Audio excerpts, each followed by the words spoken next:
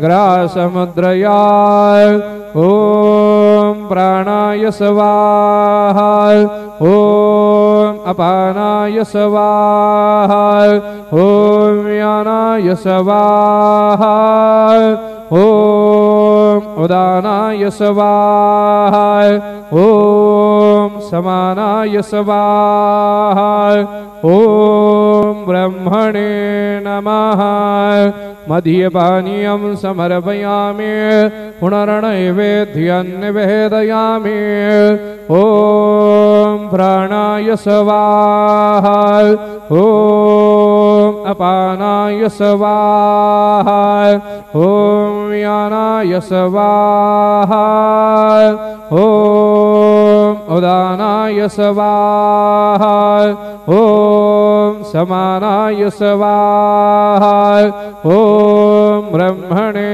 नमः नैवेद्यं निवेदयामि हस्तप्रक्षालनं समर्पयामि मुखप्रक्षालनं समर्पयामि सद्गुरु साईनाथ देवताभ्यो नमः शेषोपचारार्थे चरणकमले प्रार्थनापूर्वक